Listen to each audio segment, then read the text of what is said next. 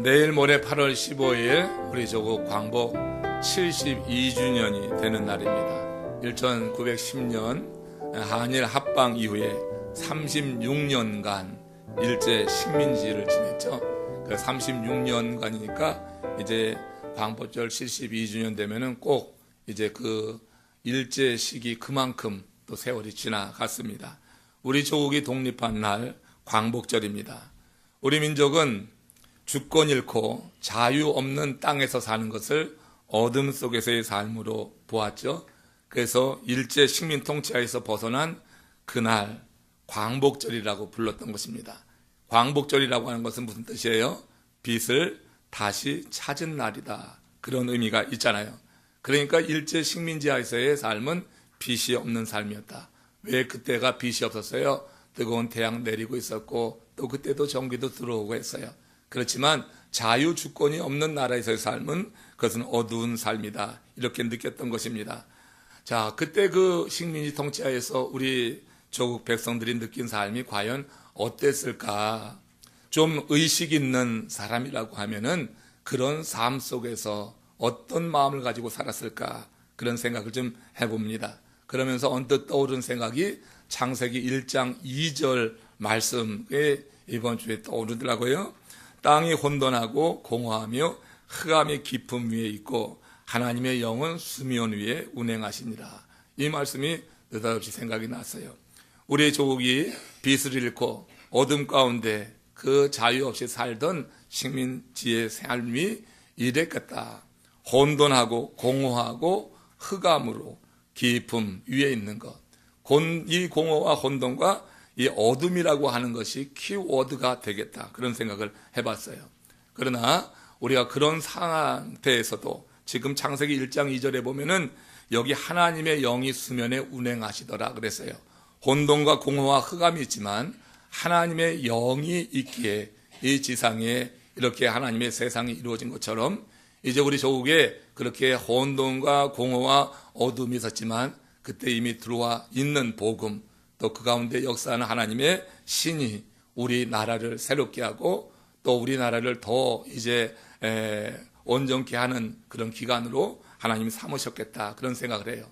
이스라엘의 70년 바벨론 생활, 포로 생활 끝에 이제 이스라엘이라고 하는 더 이제 든든한 나라가 세워져 나갔듯이 이제 우리 조국도 36년간 일제하에서 그렇게 지냈지만 하나님의 영이 우리나라에 운행하시고 또 믿는 사람들 마음 가운데 역사하면서 그들을 중심으로 독립이 이루어진 것이 아니냐 이런 생각을 해보면서 이 창세기 말씀이 떠올랐습니다. 여러분 하나님이 혼돈과 어둠의 세상을 향하여서 어떻게 명령하냐면 빛이 있으라 했어요. 빛이 있으라 하니까 어떤 일이 벌어집니까? 즉시 빛이 드러나게 되면서 어둠은 사라지고 그리고 혼돈과 공허도 함께 그 빛이 임하면서 사라지게 됩니다. 하나님이 보시기에 아름답고 좋은 그야말로 질서가 잡힌 세계가 이루어지게 되었다고 하는 거죠. 여러분 예수님이 이 세상에 오셔서 하신 일도 영적인 의미에서 볼 때 꼭 이런 일이라고 그리 생각이 들어요. 예수님은 하나님과 한 일체 아니겠어요? 성부, 성자, 성령 일체란 말이에요. 그 예수님 창조시에 계셨다고 히브리서 기자는 이야기하고도 있습니다. 그래서 예수님이 이 땅에 오셔서 하신 일, 예수님이 오실 수밖에 없었던 것은 세상의 어둠으로 관영했기 때문에 그래서 하나님이 세상에 이 예수 그리스도를 독생자의 몸으로 보내신 건데 그분이 오셔서 하신 일이 하나님이 하신 일과 같았다. 창조시에 하신 일과 같았다고 하는 거예요. 그 요한복음 8장 12절 말씀 보십시오. 같이 읽겠습니다. 예수께서 또 일러 가라사대 나는 세상의 빛이니 나를 따르는 자는 어둠에 다니지 아니하고 생명의 빛을 얻으리라 그랬어요. 여기에서 보면 우리 예수님께서 말씀하신 그대로 예수님께서 하신 그 말씀이 이제 그 예수님이 빛으로 오셔서 그 세상의 빛으로서 하나님께서 빛이 있으라 하신 것처럼 예수님 당신이 빛이었어요. 그 자체가 바로 말씀이었어요. 그래서 주를 따르는 자가 어둠에 다니지 않고 생명의 빛을 얻으리라. 자, 오늘 이 참빛인 예수 그리스도를 영접한 사람을 저는 어떻게 생각하냐? 영적인 광복을 맞이한 사람이다. 우리는 흑암 가운데 살고 있었지만 예수 그리스도 그 참 빛을 우리의 심령에 받아들임으로 말미암아서 이제는 영적인 광복을 맞이했다. 빛을 되찾았다고 하는 거예요. 우리가 죄인으로 있을 때 어둠 가운데 지냈어요.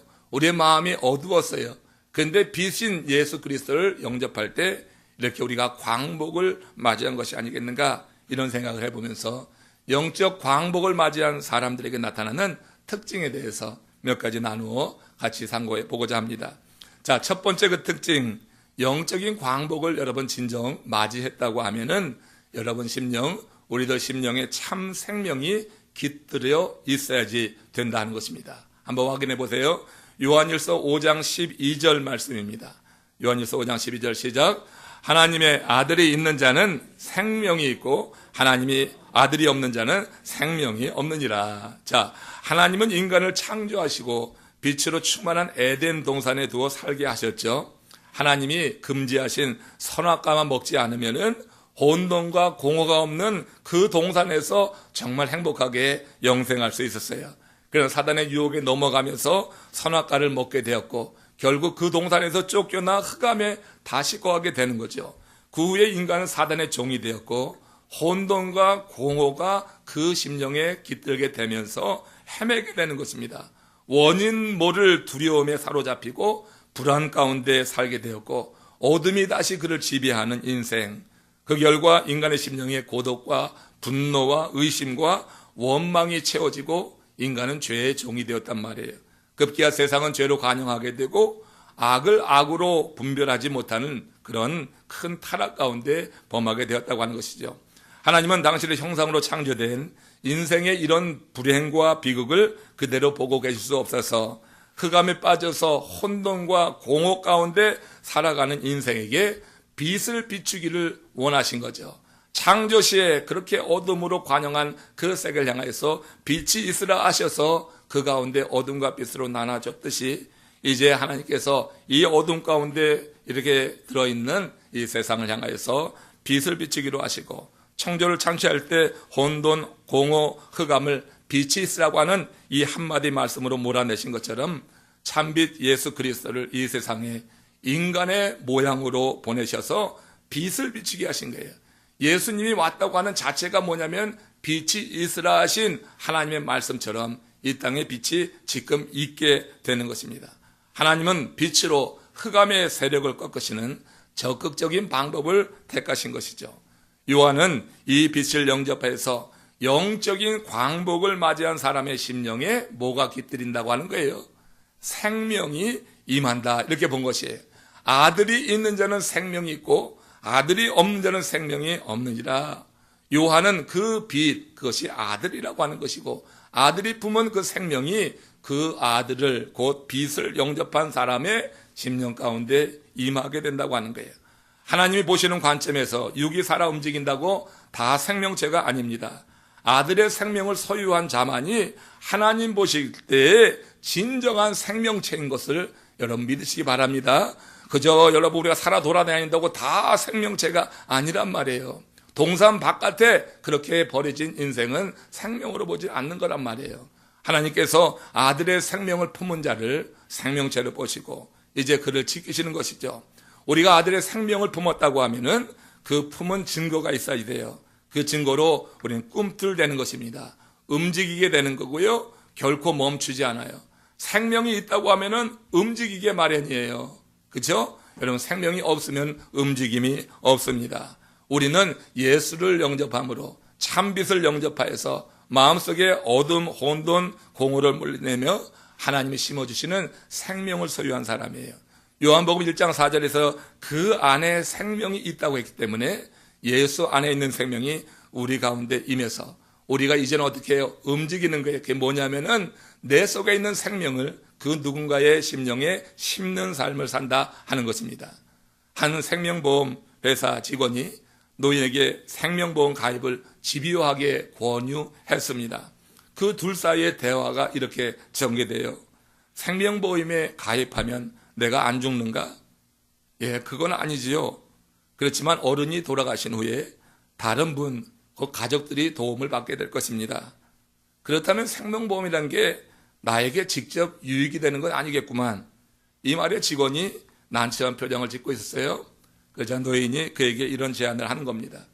내가 자네에게 권하는 진짜 생명보험을 들어주면 나도 자네가 내게 권하는 생명보험에 가입하지. 자네의 생명보험은 가족들, 남에게 좋은 것이지만 내가 권하는 이 생명보험은 자네에게 더 좋은 것이라네. 아니, 그런 생명보험이 있나요? 그게 뭐죠? 그때 그 노인이 하는 이야기죠. 하늘나라 생명보험일세. 예수 믿으란 말이지 예수님을 믿으면 영생하니 이만한 보험이 없는 거야 하면서 예수의 생명을 그의 심령에 심으려고 했다고 하는 거예요. 빛을 영접해서 내 마음에 생명이 있다고 하면 그 생명을 소유한 사람은 이렇게 전하기 마련이라고 하는 거예요. 왜냐하면 생명이 내 가운데에 있어서 살아보니까 좋아. 생명이 내 가운데에 있어서 어둠이 물러가니까 좋아요. 이렇게 혼돈하고 공허하고 그런 마음이 아니라 말씀에 의해서 질서가 잡히는 거예요. 빛이 있으라 하시니까 질서가 잡히는 거예요. 혼돈이 물러가고 공허가 물러가고 혼돈이 사라지면서 질서가 잡히는 거예요. 그처럼 하나님의 말씀이 우리 가운데 들어올 때 우리 마음이 참 혼란스러워요. 어느 때는 질서가 잡히지 않아서 뭘 할지 몰라요. 그러나 정말 하나님의 말씀이 우리 가운데 빛으로 임하게 되면 나타나는 증거는 뭐냐면 그런 모든 혼란이 사라지는 경험이 있어야 될 줄로 믿습니다. 삶이 좀 단순해져야 된다고 하는 말을 강조하는 거예요. 너무 우리가 복잡하게 산다고요? 그건 뭐냐면은 생명이 주도하는 삶이 아니라 내가 주도하려고 하는 그런 삶을 살기 때문에 그럴 수 있다고 하는 거예요. 그래서 여러분 생명이 들어와서 내 삶을 다스리게 될 때 그것이 좋은 거예요. 그것이 정말 좋다고 고백하게 될 때 좋은 것을 하나님이 원하시는 하나님의 마음을 알기 때문에 그 생명을 심는 일에 헌신하면서 세상의 흐름을 거슬려 가고 혹시 어려움을 당한다 할지라도 이 생명 심는 삶을 살아간다고 하는 거예요. 영적인 광복을 정말 맞이했습니까? 이 광복절을 앞두고 정말 우리가 일제의 그런 압제가 아니라 사단의 그런 압제 가운데서 노예로 사단의 종이 되어서 휘둘리고 살았는데 예수 그리스도 참빛을 맞이함으로 인해서 우리가 광복을 맞이한 존재, 정말로 거듭났다고 하는 것은 영적인 광복을 맞이한 것이라. 그렇다고 하면 우리 가운데 이 생명이 있고 그 생명의 소중함을 알아서 우리는 그 생명을 지금 누군가의 심령에 심으려고 하는가 하는 것으로 우리가 내 자신이 구원받았음을 증명할 수 있겠다고 하는 거예요. 두 번째 특징은 영적 광복을 맞이한 사람에게 하나님의 자녀된 권세가 누려진다고 하는 것, 오늘 본문에 있는 말씀이죠. 요한복음 1장 12절 13절 말씀 같이 보십시오. 같이 읽습니다. 영접하는 자 곧 그의 이름을 믿는 자들에게는 하나님의 자녀가 되는 권세를 주셨습니다. 이는 혈통으로나 육정으로나 사람의 뜻으로 나지 아니하고 오직 하나님께로부터 난 자들이니라. 자, 누구든 예수를 영접할 때 하나님의 자녀가 되는 권세가 그 순간 그에게 부여되는 거예요.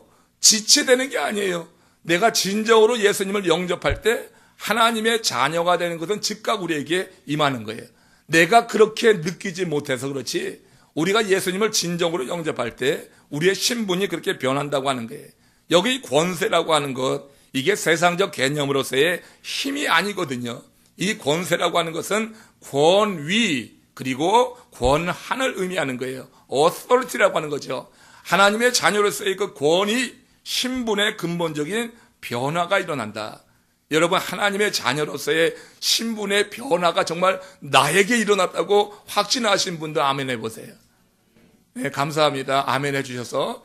아멘 못하는 사람들이 있어요. 여러분, 같이 예배드리는 공간에도 정말 자신 있게 아멘 할 수 없는 분들이 있어요.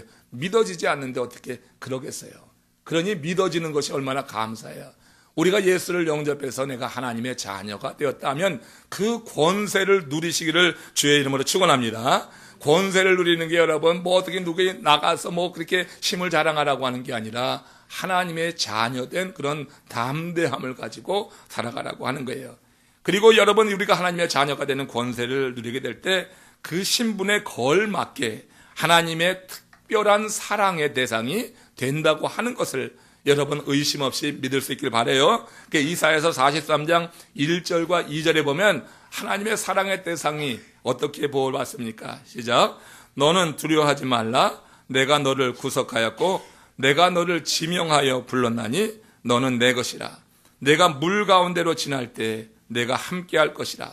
강을 건널 때 물이 너를 침몰치 못할 것이며 내가 불 가운데 행할 때 타지도 아니할 것이요 불꽃이 너를 사르지도 못하리라 하는 말씀입니다. 이 구절이 넘어가지 않는 모양이네요. 아무튼 이사야 43장 1절 2절에 있는 이 말씀이 우리가 하나님의 자녀가 되었어요. 하나님의 자녀가 된 것을 여기서 뭐라고 내가 너를 지명하여 불렀나니 너는 내 것이라고 하는 거예요. 너는 내 것이라고 하면서 이 하나님께서 자신의 소유된 자를 어떻게 지키시냐면 물과 불 가운데 지키신다고 하는 거예요. 물과 불은 그 이스라엘 역사 가운데 나타난 그와 같은 사건을 말합니다. 홍해를 건넌 것, 요단강을 건넌 것, 그리고 풀무불에서 건진받은 것, 그러니까 그들 가운데 나타났던 그런 역사적 사건 속에서 예를 들어서 이렇게 말씀하신 거예요. 물과 불이라고 하는 것은 완전히 상극된 개념 아니겠어요? 전혀 다른 개념 그런 하에서도 하나님께서 당신의 소유된 자들을 그렇게 지키실 것이라. 하나님의 소유를 보호하신다고 하는 것. 이처럼 하나님의 자녀가 된다고 하는 것은 하나님의 특별한 관심과 보호의 대상이 된다고 하는 거예요. 여러분 관심 받는 거 참 좋잖아요. 사람들이 사람의 관심을 많이 그렇게 여러분 사랑합니다. 그런데 진정 우리가 사랑하고 사랑해야 될 것은 하나님의 관심을 내가 받고 있느냐는 얘기예요. 사람의 관심은 꽤 많이 받아서 그 사람들 참 인생 행복하다고 여기는지 모르지만 시간이 흘러서 하나님이 부르시는 그때가 되면 사람의 관심 아니에요. 정말 하나님의 관심, 하나님의 사랑을 내가 받고 있는가, 이 부분에 대한 확신이 우리의 삶을 풍성하게 하는 줄로 믿습니다. 사람의 관심 정말 받기를 원하는 마음 누구라도 있는 거예요. 누구라도 그걸 부인할 수가 없어요. 그렇지만 정말 나는 하나님의 관심을 받고 있는가? 내가 하나님의 관심을 받으려고 하면은 생명이 있어야 돼요. 하나님의 관심을 받으려고 하면 생명이 있어야 돼. 이 하나님의 관심 받고 사는 삶이 그 삶을 평안하게 하는 거예요. 심령의 평안함이라고 하는 것은 바로 하나님의 관심을 받는 대상이다 하는 믿음이 있는 사람이 내 마음에 평안이 있는 거예요. 아무나 있는 게 아니에요. 평안이 있으라, 평안을 누리세요 해도 아무리 말해도 내가 느껴지지 않으면 느낄 수 없는 거예요. 정말로 내가 하나님의 관심을 받고 있는 존재인가? 내가 하나님의 것이 되었다고 하는 이 믿음이 우리 가운데 있을 때 누가 뭐라지 하나도, 누가 뭐라고 말할 것도 없어요. 내 스스로가 모든 삶의 정황 가운데서 평안하게 된다고 하는 거예요. 하나님의 관심 받으시는, 하나님의 특별한 그 권세를 누리시는 하나님의 사람들 되시기를 축원합니다. 어둠 속에서 방황하던 사람들이 이제 방황하지 않게 되고 인생의 혼돈과 공허가 사라지는 것, 참 생명이 주는 만족과 기쁨을 누리는 것, 바로 이렇게 하나님의 자녀가 되는 권세를 가진 사람들이 경험하는 그런 일이라고 하는 거예요. 끝으로 영적 광복을 맞이했을 때 세 번째 특징은 어떤 상황에서든 희망을 잃지 않더라 하는 생각을 또 한번 해보겠습니다. 골로새서 1장 27절 말씀 보십시오. 같이 읽습니다. 하나님이 그들로 하여금 이 비밀의 영광이 이방인 가운데 얼마나 풍성한지를 알게 하려 하심이라. 이 비밀은 너희 안에 계신 그리스도시니 곧 영광의 소망이시니라. 이 비밀이 뭐냐면은 이제 유대인들만 선민이 아니라 모든 하나님의 구원의 계획과 섭리가 이방인에게 널리 확산되었다고 하는 거예요. 모든 사람이 구원에 이른다고 하는 것, 그게 비밀로 가려져 있었는데 그게 열려진 거예요. 어느 때? 예수 그리스도의 십자가의 그 사건을 통해서 모든 이들에게 이제 구원의 그 문이 열렸다고 하는 것, 이게 비밀이었단 말이에요. 이게 뭐예요? 바로 너희 안에 계신 그리스도, 그분이 비밀이었는데 그 비밀을 소유한 우리들이 어떻게 돼요? 생명 갖고 자유된 권세를 갖고 영광의 소망 가운데 산다고 하는 거예요. 우리가 이 비밀을 제대로 아는 것, 그것이 여러분 눈이 열리는 거고 믿음을 가졌다고 하는 거예요. 이 비밀에 대해서 믿음 있는 자가 어떻게 해요? 예수님 영접해서 참빛이 그 안에 들어와서 어둠을 몰아내고 혼돈과 공허가 사라지고 하나님의 자녀된 권세 안에서 영광의 소망이신 예수 그리스도를 붙잡고 산다고 하는 거예요. 그래서 상황은 많이 변해요. 그렇지만 이 희망을 잃지 않는 것은 영광의 소망 되신 예수 그리스도가 우리의 삶을 붙들고 있기 때문이다. 참빛을 마음에 품고 사는 사람들의 특징, 그 빛으로 인해서 이렇게 어둠에서 해방되었기에 어떤 상황에서든지 인생을 긍정적으로 산다.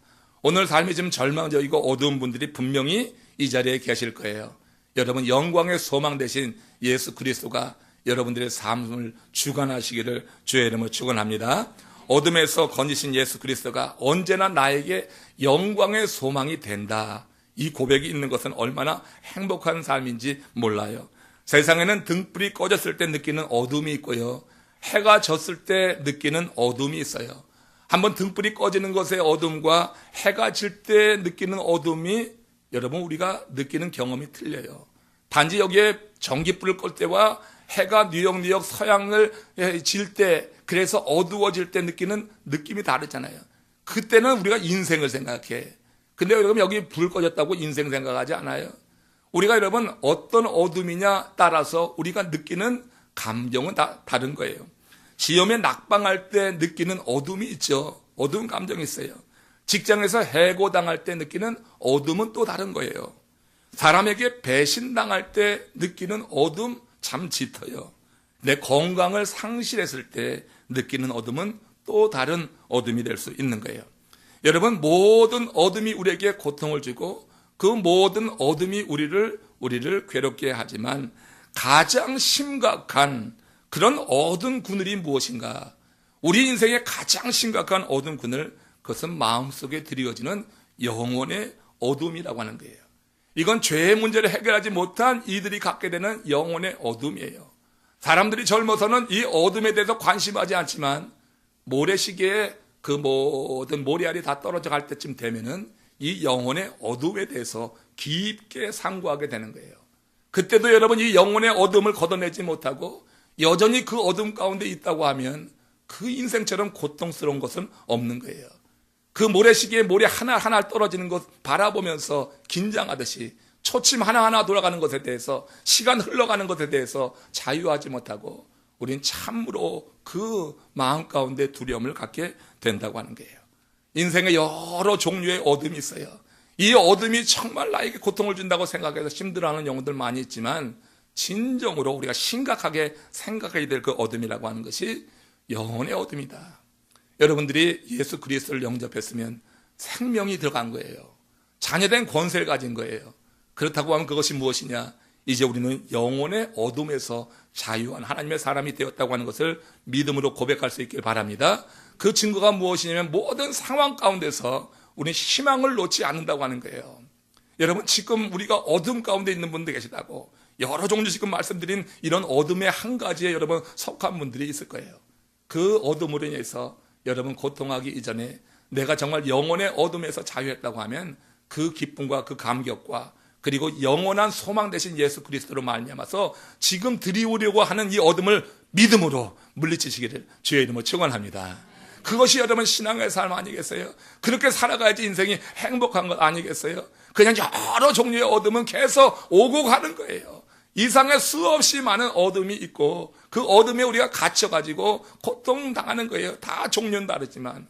그렇지만 근원적인 어둠만 해결한다고 하면 그 근원적인 어둠이 해결되어서 우리 속에 영원한 소망 예수 그리스도가 쫙 좌정하게 될 때 어둠아 와라 이거죠.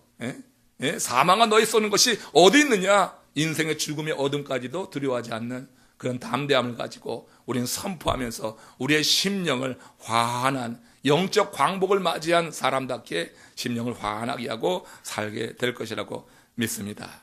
참빛을 가슴에 품어서 영적 광복을 맞이한 사람은 인생의 긍정적인 면을 보면서 이렇게 희망찬 인생을 살아간다고 하는 거예요. 말씀 한번 정리하면서 감동적인 시인데요. 하나 좀 소개하려고 합니다.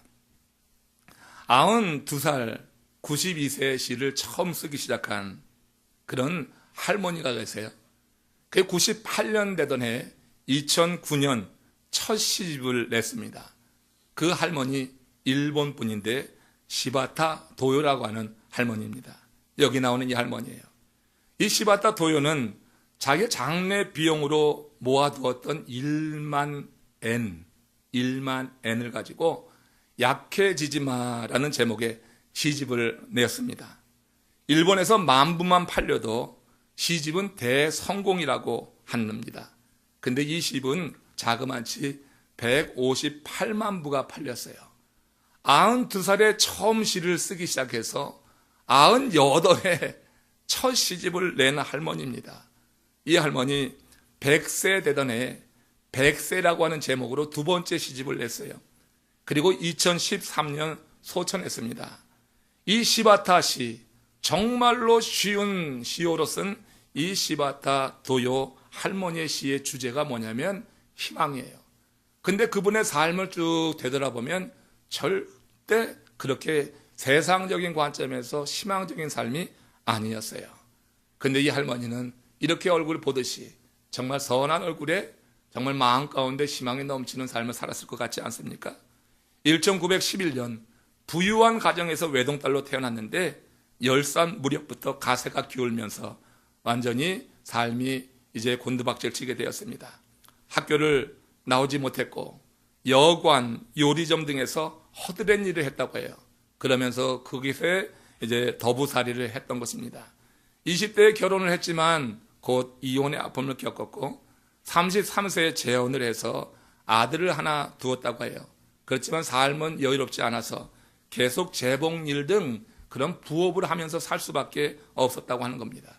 그럼에도 정직하게 열심히 살았던 그 시바타 도요가 남편과 사별한 이후에 한 20년간 홀로 살고 있었는데 어느 날 92세 되던 그때 그 시바타 도요의 아들이 어머니에게 시를 한번 써보시라 이렇게 권한 거예요. 옆에서 보니까 이제 그 어머니의 그런 이제 장점이 보였던 거죠. 그래서 시를 쓰기 시작했고 98세 되던 2009년에 첫 시집 약해지지 마 이런 제목으로 시를 냈어요. 그게 그 시집의 대표 시입니다. 너무 쉬워요. 이런 내용입니다. 있잖아. 불행하다고 한숨 짓지 마. 햇살과 산들바람은 한쪽 편만 들지 않아. 꿈은 평등하게 꿀 수 있는 거야. 나도 괴로운 일 많았지만 살아 있어서 좋았어. 너도 약해지지 마. 100년 세월 되돌아볼 때 자기가 일하지 않고 살 수 없는 그런 어렵고 힘든 인생 살았지만 이 할머니 그 마음 가운데 뭐가 있는지 정말 기독교인이었으면 좋겠다. 그러면 더 자신 있게 소개하겠는데 모르겠어요. 신앙적 배경은.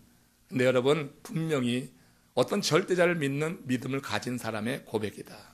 우리가 예수의 생명이 우리 가운데 있고 자녀된 권세가 우리 가운데 누려진다고 하면은 영광의 소망이신 예수 그리스도를 말미암아서 우리가 여러분 100년 인생 이제 삽니다. 100세 인생을 사는데 우리라고 이렇게 살지 말라고 하는 법이 어디 있어요? 여러분이 진짜 생명을 얻은 사람이라고 하면 정말로 하나님의 자녀된 권세를 갖고 있다고 하면 지금 여러분들에게 드려져 있는 어둠 때문에 무너지지 않기를 다시 한번 주의 이름으로 축원합니다. 그 어둠을 극복할 수 있는 힘이 이미 우리에게 주어졌는데 우리가 그걸 발휘하지 못한다고 하면 하나님께서 우리 인생을 어떻게 보시겠어요? 여러분도 약해지지 마십시오. 하나님과 함께 믿음의 안에서 승리하며 하나님께서 우리를 통하여서 이루실 그 일을 꿈꾸면서 나가시는 하나님의 사람들 되시기를 주님의 이름으로 축원합니다. 거기서 기도하겠습니다. 함께 기도하실 때 영적인 광복을 맞이한 우리들의 삶 속에 하나님의 영이 정말 역사한다고 하는 것 이렇게 증거로 나타나게 돼요. 아무리 힘든 일들이 있어도 아무리 어두운 일이 우리 가운데 찾아들어도 그래도 영광의 소망이 있기에 견딥니다. 그리고 견딜 뿐만 아니라 이제 그 생명을 나누는 삶을 살겠습니다. 오늘 우리의 기도가 되길 바랍니다. 다 같이 합심으로 기도하시겠습니다.